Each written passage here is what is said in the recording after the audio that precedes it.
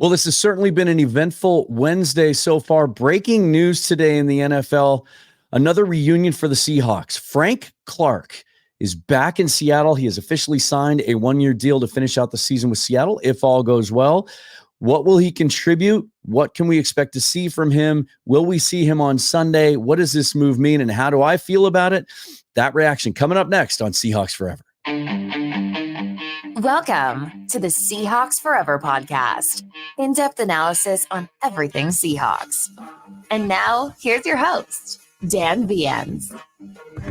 If you don't have the PSF app, Pro Sports Fans, today's a good example of why you should have it. Dana O'Gorman and I, we live stream during some of the Seahawk games. That's kind of the crux to the foundation of that app. But also we do a midweek show on Wednesday mornings at 10 a.m. Pacific time, looking back over the previous week and ahead to the coming week. And today, as we were previewing the Cleveland Browns game, some breaking news happened while we were live on air. You can download the PSF app on Android, Apple. It's free.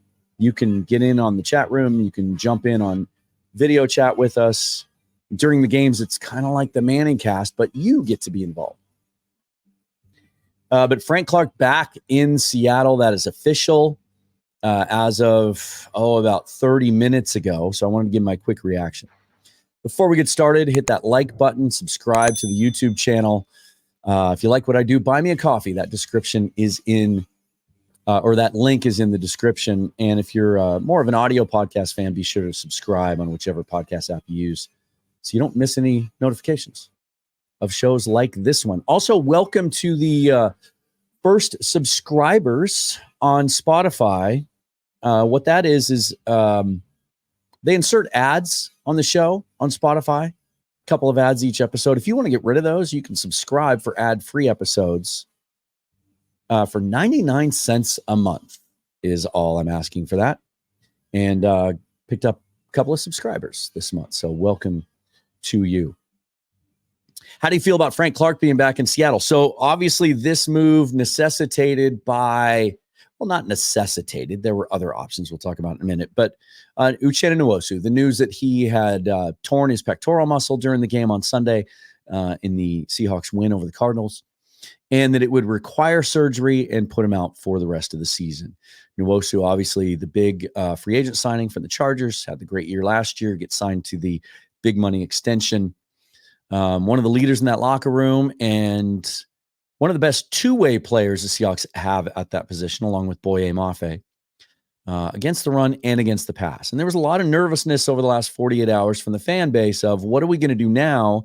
Because option A, to replace Nwosu's snaps, would be more snaps for Darrell Taylor, who we all know can be a dynamic pass rusher, but isn't as strong against the run. So that was going to create more opportunity for this year's second-round draft pick, Derek Hall, a more physical player who some believe now at least could set the edge a little bit better than Darrell Taylor. Options beyond that would have been to dip into the practice squad. Last year's fifth-round pick, Tyreek Smith, missed his entire rookie season because of an injury, had a good preseason. He's on the practice squad. And then also this year's preseason fan favorite, Levi Bell, the undrafted free agent, little undersized, but really showed some things in the preseason as well. Outside of that, there's a lot of chatter with the trade deadline coming up next week. Do they make a bigger move? Do they go for a Danielle Hunter? Do they go for a Chase Young? Or Montez Sweat, as the Commanders may be shopping both of those defensive ends? I never really thought that was a possibility and was planning to do a show talking about that because of a couple of things. A, Seahawks only have $7 million-ish in available cap space right now, and not a lot of options left on restructures that they could do for existing contracts. But also from a philosophical standpoint, it just isn't their MO anymore. I feel like they took a couple of big swings with trades in the mid-2010s that didn't work out great. But also they just value their draft picks. They decided to build it a different way. And I think they want to stick to that plan. So I never really saw them getting in on Chase Young, for example, who would probably require a first-round pick, even in the expiring year or the last year of an expiring deal. So let's reunite with Frank Clark, shall we? He was released by the Denver Broncos 2 weeks ago. Things just didn't work out there. He was a late signing, and only played in 2 games with them, registered 2 tackles, no sacks. Tried to trade him. They didn't find any takers. They released him. It was speculated at that time immediately that he would reunite with Kansas City Chiefs. He did not. Josina Anderson was the first to break it, and then Ian Rappaport 20 minutes later. And Josina Anderson had reported that Frank was flying to Seattle and expected to sign if that meeting went well and he passes physical. Then 20 minutes later, Ian Rappaport announced that he is signing a 1-year deal. I expect it to be very low guaranteed money. And in my opinion, little spoiler alert, I'll get into this a little deeper in a second. I think it's a no-lose, very low-risk proposition. But let's remember who Frank Clark is. Let's remind ourselves who he is. He's 30 years old now. He was a Seahawks second-round pick in 2015. Listed at 6'3", 272. There's some question about which Frank Clark is going to show up. Matty Brown posed that question today on Twitter. Is he going to weigh 270 pounds? Is he going to weigh 250 pounds? He has been used differently throughout his career. 58.5 career sacks, 67 career tackles for loss, 131 career quarterback hits. As a Seahawk, 35 of those sacks came in Seattle in his first 4 seasons. He had the breakout year in 2016 with 10 sacks, and then the huge year in 2018 with 13, after which, he wanted to be paid as one of the top defensive ends in football. Seahawks back then were playing a 3-4 or a 4-3 mostly. So he was considered a defensive end. That would have meant a contract in the area of $20 million a year. So the Seahawks franchise tagged him and then traded him to Kansas City. Never really lived up to the expectations in Kansas City. Signed a big contract, monster contract there with them after the trade. He was consistent, but he never had more than 8 sacks in a season. And then he also never had less than 4.5. Where he made his mark, and I mentioned on the show after the news broke today with Dana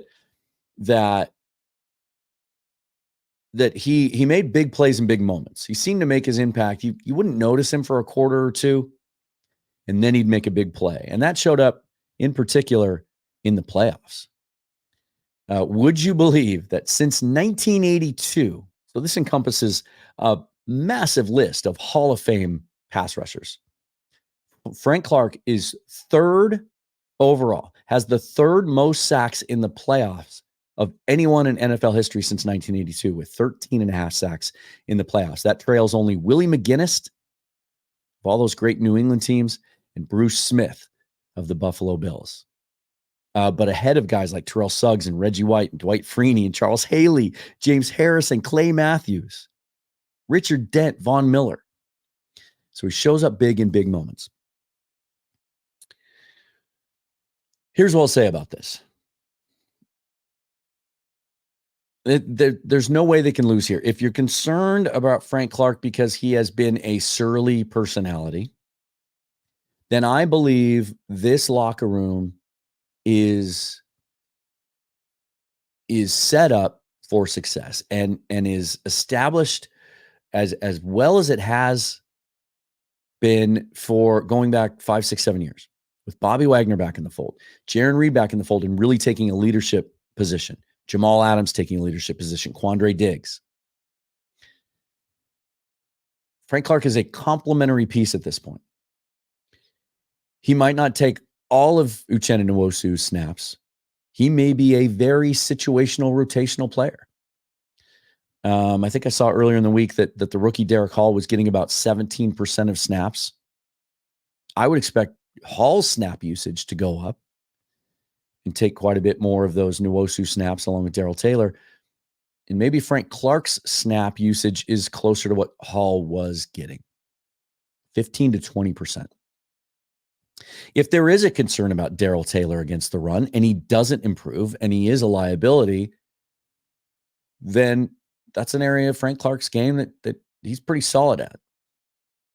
So maybe those two flip-flop and Taylor becomes the situational pass rush specialist. also, as I mentioned before, which Frank Clark's going to show up, because early in his career, and we talk about how the Seahawks play a 3-4 defense, but they have a lot of sub packages. And there are times that they play 4-3 principles.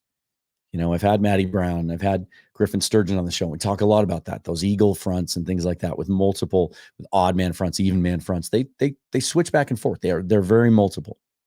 Early in his career, Frank Clark played defensive end in that scheme, but would reduce down sometimes at tackle. That's when they drafted him out of Michigan in the second round. They kind of envisioned him. There were a lot of comps to Michael Bennett as a guy who could do that. And so, the Seahawks have been pretty fortunate this year with that defensive line, those interior defensive linemen. Mario Edwards, Jaron Reed, Draymond Jones, Cameron Young getting in rotationally, the rookie 4th-round pick, a little bit. They haven't needed to that much, though. They've been fortunate with injuries. But to have another body that could, depending on which Frank Clark shows up, that might be a possibility. Or maybe he shows up at 250 pounds and they'll strictly see him as more of an outside linebacker. But imagine the different combinations and packages now they can use and put together on obvious passing downs and third downs, where you can bring Frank Clark in to join Boye Mafe and Darrell Taylor. What does he have left in the tank? He's certainly going to be motivated. He's certainly going to be motivated because at 30 years old, he wants to play a couple more years and get paid a little bit more. According to Anderson, he had multiple teams that called and were interested in bringing him in. Seattle's where he wanted to be. Does that sound familiar? Sounds a lot like Jaron Reed's situation. And what we saw from Jaron Reed, there were concerns about bringing him back too. Remember when Griffin was on the show talking about how bad his tape was in Green Bay last year? There was speculation maybe he didn't have anything left in the tank. He's been rejuvenated and also fit into a scheme to do what he does best.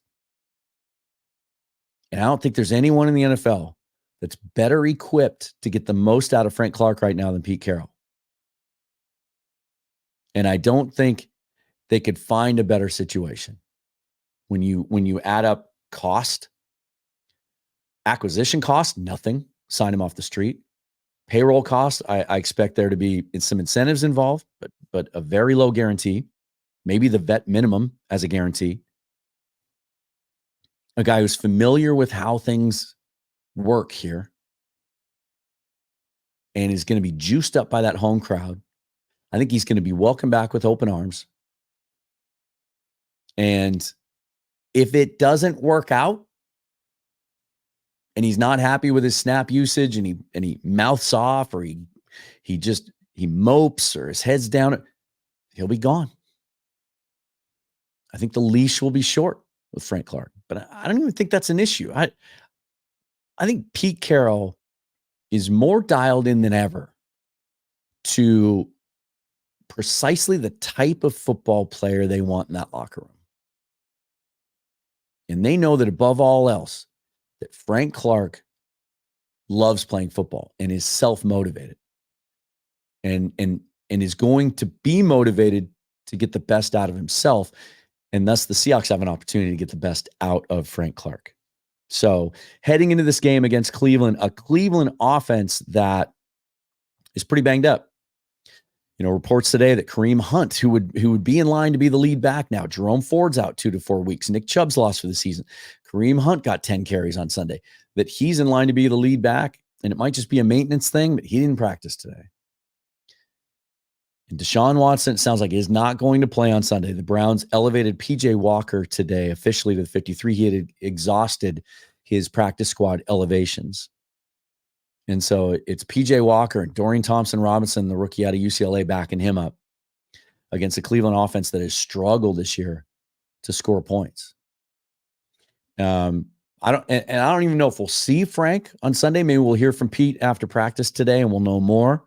What kind of shape is he in? Could he play a couple of snaps if they need him to? But certainly moving forward, does this make you feel a little bit better about the loss of Nwosu? How confident are you that Frank Clark can contribute? How do you feel about the move overall? Because again, I don't think the Seahawks were going to make a big swing. I don't think Chase Young was in play. I don't think Montez Sweat or Jonathan Allen was in play. I don't think Danielle Hunter was in play. Maybe a Carl Lawson from the Jets. I saw that speculated out there. That'd be an interesting move. But again, they'd have to do some things with money that I just don't think they're comfortable doing. They want to keep things, they want to keep that salary cap managed in the way that they've worked so hard to manage it for next year. So they have some flexibility as well. So Frank Clark back in the fold. What do you think about it? Hit me up in the comments. Hit me up on Twitter at Seahawks Forever. Just wanted to hop on and react to that. Get your reaction to it as well.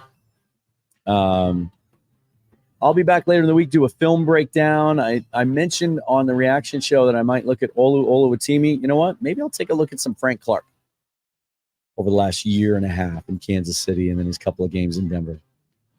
We'll see. But you know how you know what's going to happen? Subscribe on YouTube. Become one of the subscribers. Just hopped over 3,200 subscriptions this week. Thank you so much for the support.